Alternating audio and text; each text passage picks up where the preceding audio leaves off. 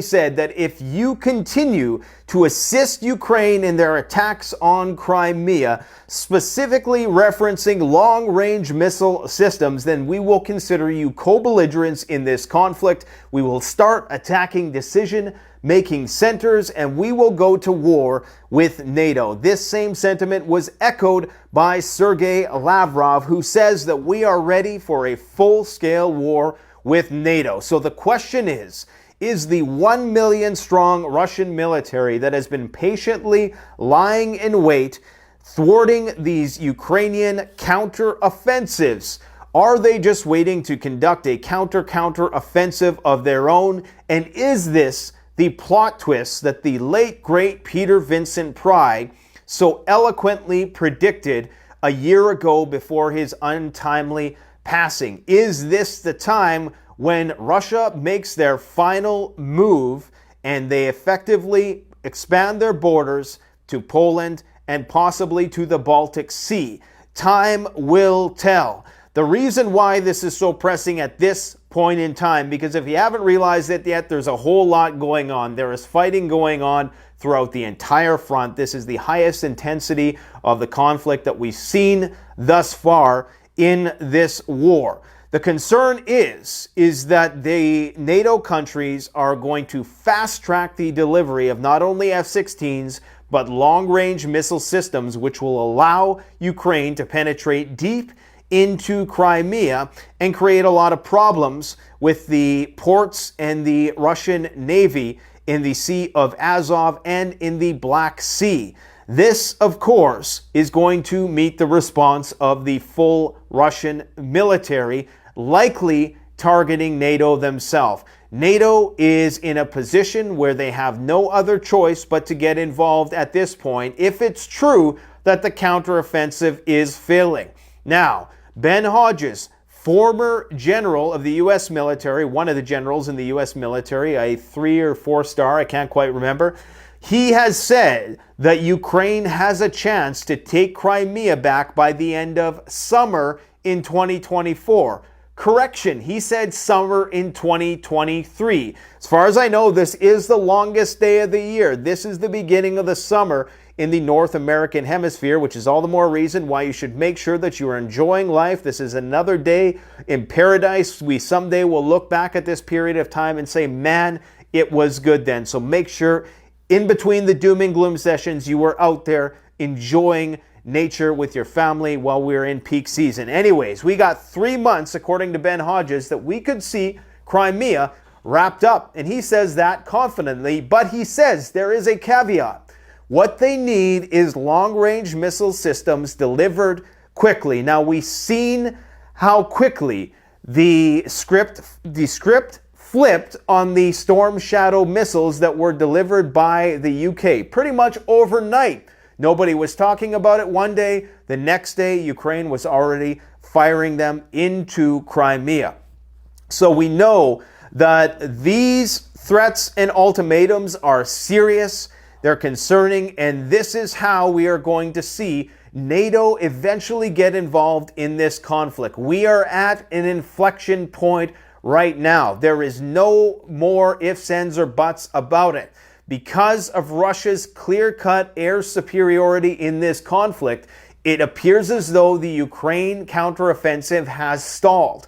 If they cannot get fighter jets or long-range weapon systems, then basically they're not going to move, and what's going to happen is the Russians are going to start to counterattack. They're going to start to beat them back, possibly all the way to Kiev. Now, if this happens, what this means is it quickly starts to unravel for NATO, who really starts to panic. We've seen Anthony Blinken try to go do some damage control in China to postpone that conflict because they know that their hands are tied here in Ukraine. I guess they thought that they had this one in the bag. Must go back to the predictions made by the former CIA agent Peter Vincent Pry, who passed away untimely last year, when he said that Russia's plan is to bait NATO into a conflict they simply cannot win. Right now, as it stands, it appears as though the Russians have outgunned all of NATO, Plus, they have superior nuclear capabilities. That's a bad situation to be in when the markets aren't looking too good, when there's de-dollarization in process. That means that you better get out there and you better weed your garden, because the cost of produce is likely going to skyrocket soon. Now, the top G himself, Andrew Tate, whether you love him or whether you hate him, you have to understand that in this world, in this day and age, the most potent, most powerful thing is influence. If you have influence, that's worth more than money in a lot of ways. You can be a multi-billionaire, and sure, you can buy a lot of ads. You can maybe even buy a lot of charismatic puppets to puppeteer. But the one thing you can't buy is genuine, authentic, bona fide influence. And that is what Andrew Tate had. Now again, the evidence that I've seen with respect to Andrew Tate, and there's a reason why this is considered breaking news, because if they could go for Trump, if they could, and I'm not even like a super Trump fan or anything like that, but this is just showing you guys that it doesn't matter how big you are, if you are bucking the trend, if you are against the status quo, they can have your number, okay? Which is why I'm actually kind of happy that my channel hasn't blown up to the point where I'm really a huge blip on the radar yet. We have a substantial audience, but not that big that we're drawing the attention that we don't necessarily want, okay? And we try to walk a fine line. We stay on the fringes of that Overton window, and I think we're doing it the best way possible. But understand the power of that influence. And here is the reason why I speculated this in a video 5 months ago that I delivered on New Year's Eve. And I said that the reason they're going after him is probably because, number one, Romania is really on the front line of this conflict with Moldova. Romania is a part of NATO, and Andrew Tate, who has a profound amount of influence, is, by some people's metric, a Russia sympathizer and pro-Putin. He's spoken very highly of Putin. He said that he thinks that Putin loves his country and is trying to do the best and make the best of a bad situation. Okay? And the powers that be, at least in the West, aren't too favorable towards that position. Is this part of the reason why so much attention has been put on him and a disproportionate amount of attention has been put on other people who have proven to have done these heinous crimes? I'm talking about people with various laptops. Have you seen the pictures on the laptop? Have you seen what the implications are going to be? Okay, and why aren't they focusing on that? And why are they focusing on this one individual over here? And the evidence, when you actually go and look at the evidence, it's not that good. There's a lot of people, they'll go and they'll watch one Andrew Tate clip, and they'll think, man, this guy's a misogynistic douchebag. Okay, and it's very easy to write him off and immediately assume that because you see a headline from the mainstream news that he was accused of such and such and such, that, well, he must be guilty without actually going and looking at the evidence. The fact is, and guys, I think I'm a pretty good judge of character, okay? The people like that who are out there, who can get any woman that they want in the world, they're not the ones who are going to go and commit those sorts of crimes. That on its face should be obvious, okay? You don't need to do that when you have that level of power and influence. It's the snaky people who are hiding. It's the politicians. It's the guy who didn't kill himself in jail and all the people that he's associated with. Why aren't they drawing attention towards that? That's something you got to think about. So this is part of the reason why I don't think, based on the evidence, and again, I don't have all the evidence, it may turn out that there's some truth to certain things. And I'm not saying that, that anybody's perfect, nor that I definitely don't agree with everything that the Tates say.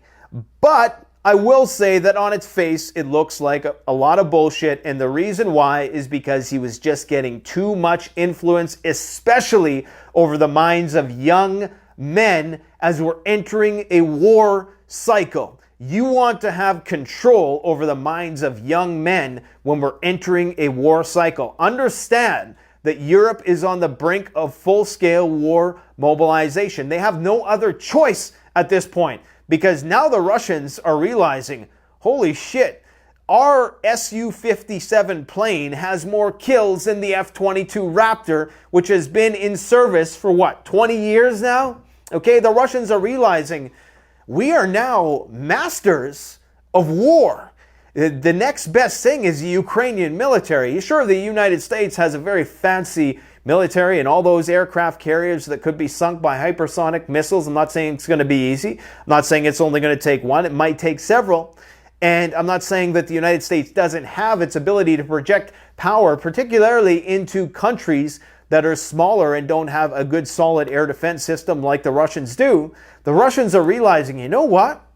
If they're going to consider us to be this bad guy, we might as well be the bad guy. Maybe we should just take the Baltics. Do you really think that Washington is going to risk nuclear Armageddon for the Baltic states? Are they going to risk nuclear Armageddon for Poland? That we keep crossing their red lines, we keep calling their bluff. What happens when they put their cards on the table? And they call us, then put their cards on the table.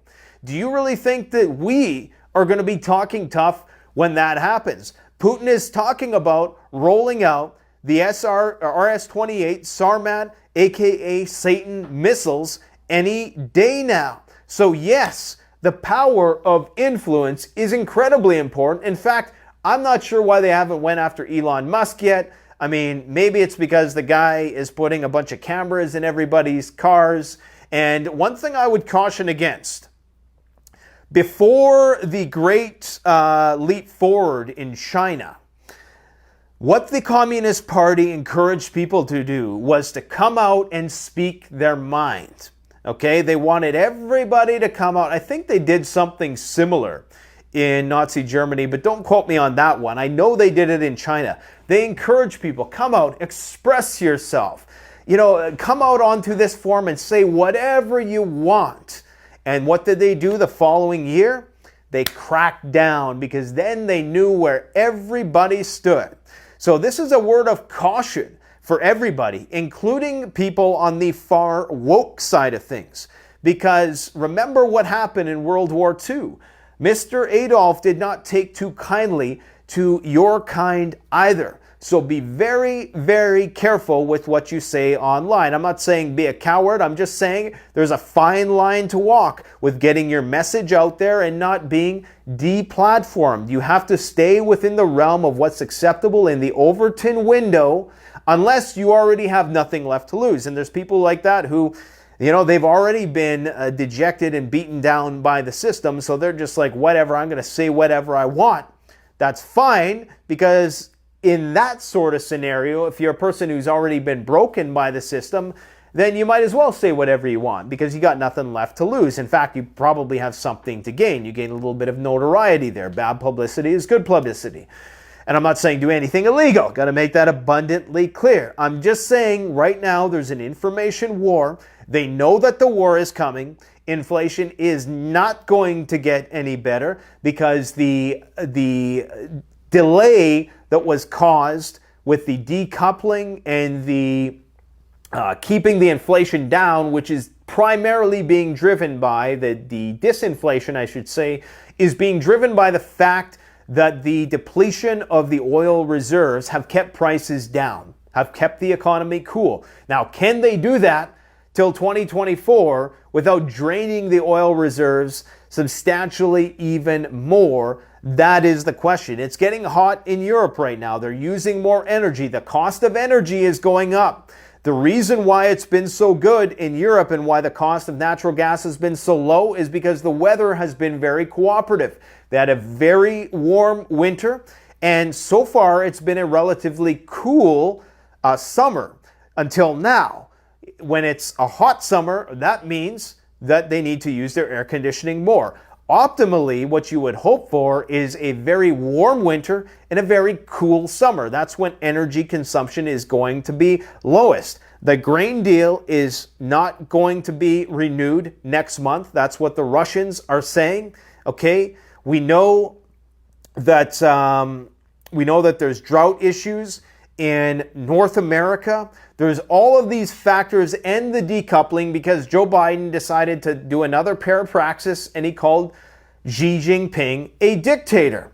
He very well may be an authoritarian dictator. I'm not necessarily disagreeing with Joe Biden on that one, but what that means is that's going to compel the Chinese to act even faster. Now, Anthony Blinken and friends, they're concerned because there's a growing pro-China movement in Taiwan right now. So they have to do something, just like the Ukrainians have to do something to bring NATO into this conflict, which is why out of nowhere, they're still firing their newly created homegrown drones that can travel 1,000 kilometers, so they claim, and they're still firing them at Moscow. Why? Why would you do that unless to be provocative? Why would you try to provoke Moscow in such a way when your counteroffensive is not being as successful as you claim? Now, according to Zelensky, it is successful. And you guys know I've always said, never underestimate the Ukrainians. We should know that by now. Do I think they could have a plan up their sleeves? How could they have not understood the logistics of what they were going to be facing? They knew all of the fortifications. They knew how many mines the Russians had planted. They knew that there was these multi-leveled air defense. They knew they were outgunned in terms of air superiority. So how on earth, how could they possibly not have been prepared? Okay? Unless this whole thing was just to make the case that NATO needs to get involved in the conflict, and we need your help. Because NATO, the West, our countries are terrified right now. Because we know that maybe we won't push the button. Maybe even if we do invoke Article 5, what does that even mean? It's open to interpretation. It's not okay, everybody, we gotta start sending the nukes because Vilnius is being invaded. No, that's not what it means. And many people in Europe know it, which is why the Baltic states are depleting their military arsenals to give everything they can to Ukraine, to the front, which is what Ukraine is, which is what the name represents, the front. It is the front. It is the borderlands between East and West in Europe. And they're willing to sacrifice. They realize that if the Ukrainians aren't fighting a war, the war is going to come to them. If the Ukrainians are willing to fight the Russians, let's just give them all the weapons we can.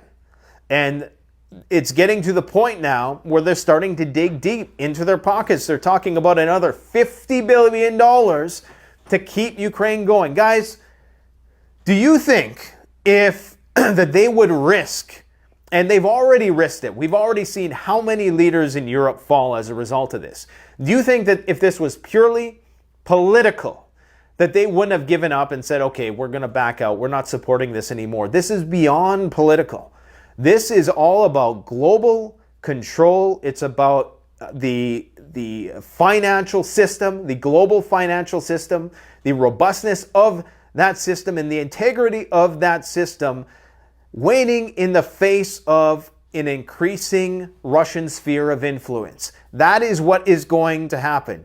If the Russians can lock in the annexed territories, which are incredibly resource rich, what that does is that empowers Russia.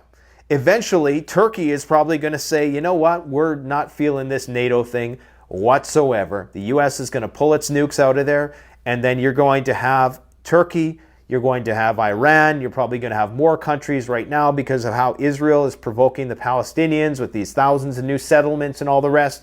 You're going to have those countries on board that are associated with that whole situation. Syria, okay, North Korea, China, all of the members of what it's called, the OSC, like the stands, you know, the Turkmenistan, Kazakhstan, etc., Pakistan, All of those countries are going to be unified, as well as the BRICS countries. Like South Africa is never going back to the West after what happened, after that humiliation that the president faced at the Polish airport. And I think that was almost intentional.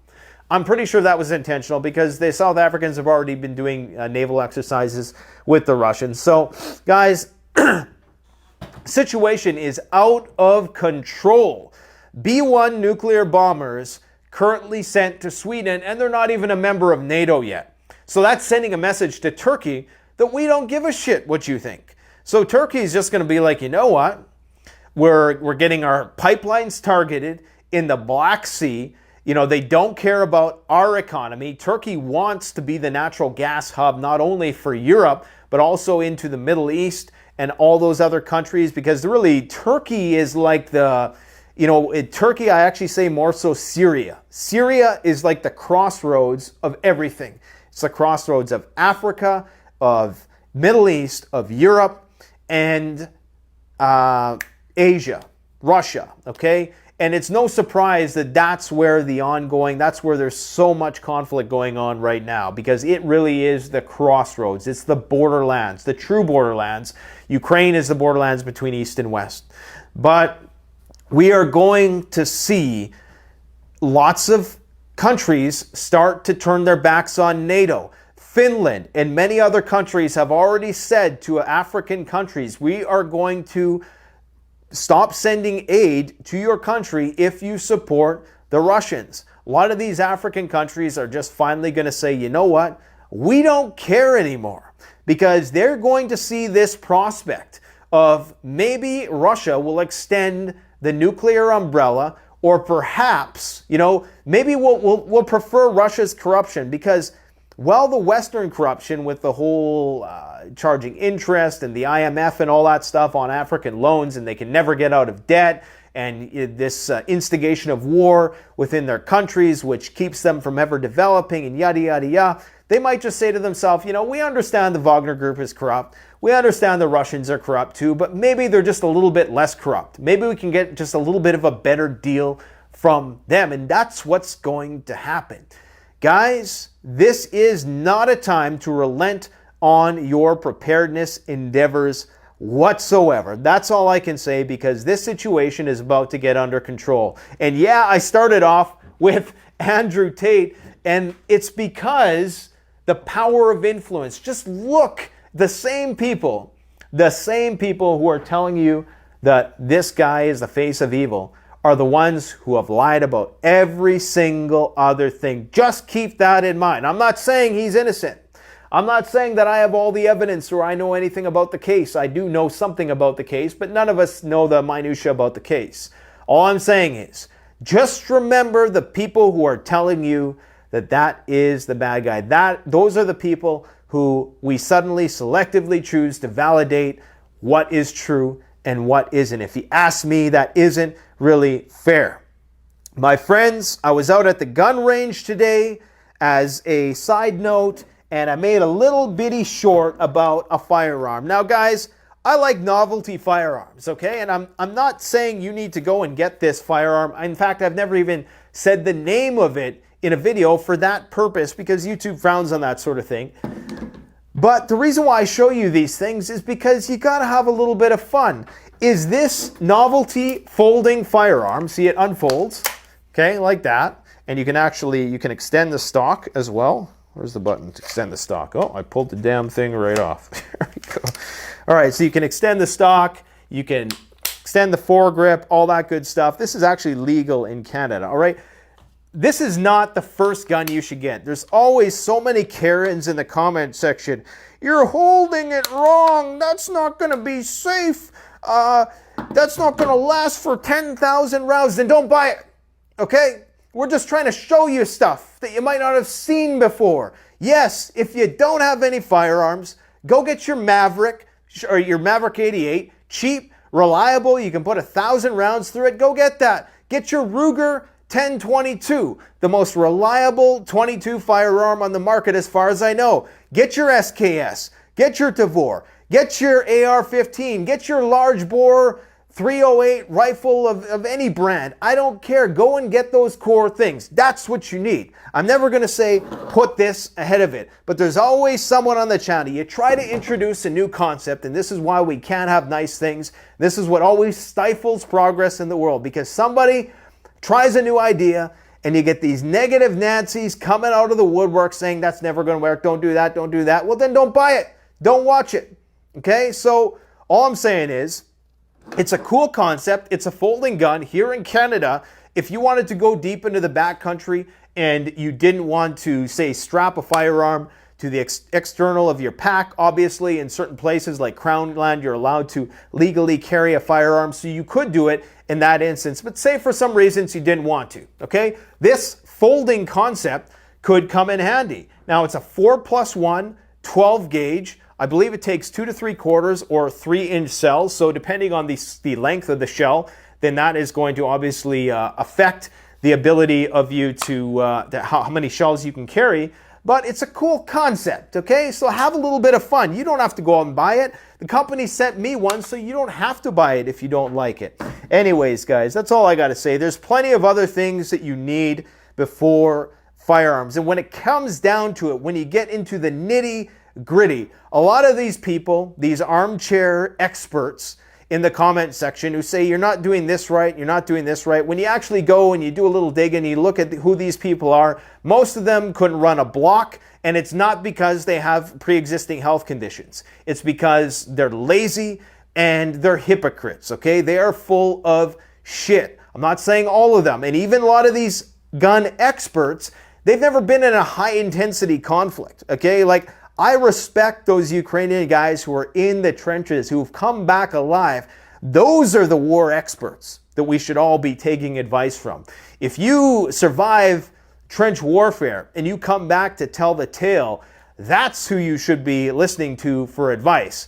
Not somebody just because they know all the lingo and they've had all the training at the range. Look, I am not a firearms expert. Not even close. Never proclaimed to be one. In fact, even the firearms experts I know, like Rod Giltack over at the CCFR, will never say that they know everything. Sure, they instruct people on the basics and they're constantly improving, but we're not experts at anything in this preparedness game. We're just trying to get better. So all I'm saying, sorry about this little rant, but it just pisses me off that anytime we try to bring something new to people and show you something that you might not have seen before, there's always those negative people in the comment section who got to pick out all the little things that you might have did wrong, and this is why we don't even want to do those types of videos. Because what's the point when the squeaky wheel, the loudest one, is always there ruining it for everybody else? Anyways, guys, firearms are definitely an essential part of preparedness. Get those 4 guns, your .22, your semi-auto, your shotty, your large bore, and if you're so privileged like you guys down in the States, get your pistols. Absolutely. But of course, make sure you have your food stockpiled. Get into gardening. There's probably still time, depending on where you are in the North American continent, because the cost of produce is just insane. I went to the grocery store yesterday, walked around the produce section. The price of fruit right now is through the roof. You cannot afford to eat healthy anymore, and maybe that is part of the master plan. I don't like getting conspiratorial. You guys know I don't, but yeah, not looking good. Did you know that Moldova has banned democracy? They've actually banned one of the parties. Now, isn't this ironic? Isn't this ironic that a country who is trying to resist authoritarianism has become authoritarian itself by banning the party that supports the so-called authoritarians? Again, I'm not naive to how Russia and the way that they do things there in their country. There's certain things I do not like, but that just doesn't make any sense whatsoever. You've just banned a party because it supports the country who many people in your country support. Same thing is going to happen in Taiwan. You are going to see the same thing. In fact, they've already sort of set the wheels in motion to clamp down on that party. And you likely will see some civil unrest there as well. It's full steam ahead for Operation Taiwan. It's just been somewhat delayed. As a result, of what is going on right now and the stalled counteroffensive.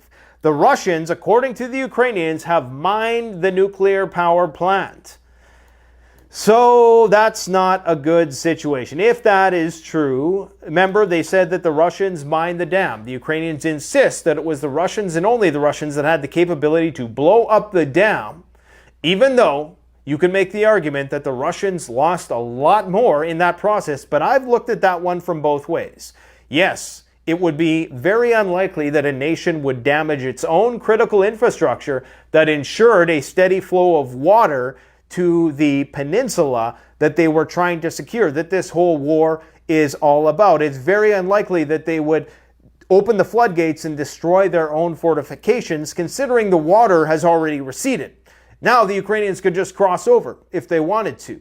Clearly there's going to be some mud and some other topographical issues, I'm sure, but I'm still leaning towards maybe Russia wasn't responsible for this, and maybe the so-called test missile and all that talk about Ukrainians wanting to test out to see if they could blow up the dam months ago, maybe there's some substance to those claims. But now they're saying that they've mined the nuclear power plant.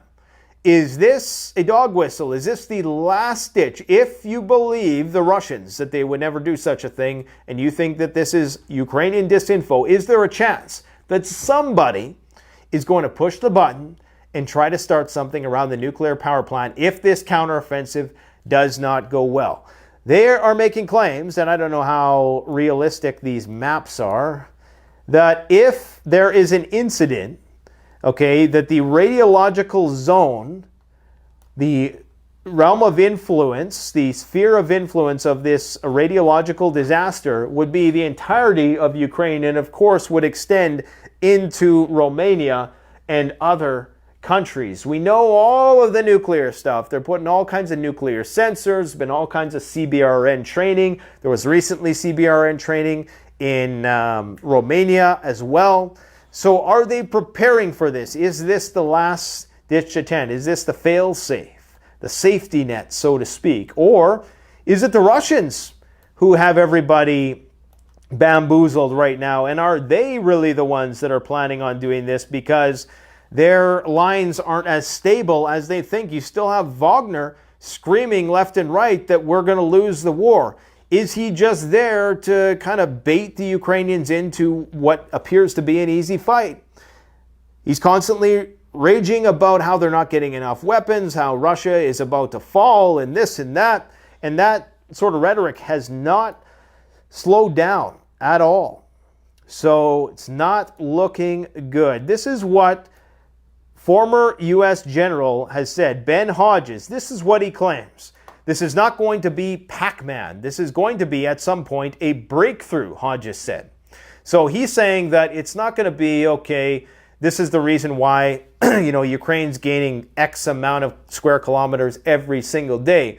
He's saying that there's going to be nothing, and then all of a sudden, there's going to be something, okay? Now, this is typically how wars go. If you look at one of those time lapses of World War II in Europe, you'll find that there's not a lot of movement for many weeks and months on end. Then all of a sudden there's a breakthrough, okay, because the lines collapse. This is what he is predicting, noting that most of Ukraine's heavy armor formations have not yet joined the fight. I think they have like another 9 or 10 brigades that they've yet to utilize. But don't quote me on that because it's very hard to tell at this point what's what on the front line. I'm sure there's a lot of people who are close to Telegram, but they're also, in a way, echo chambers, because many of those correspondents, very few are actually objective. So what they start to do, they might start out objective, but they start sourcing material from primarily Russian sources. So that skews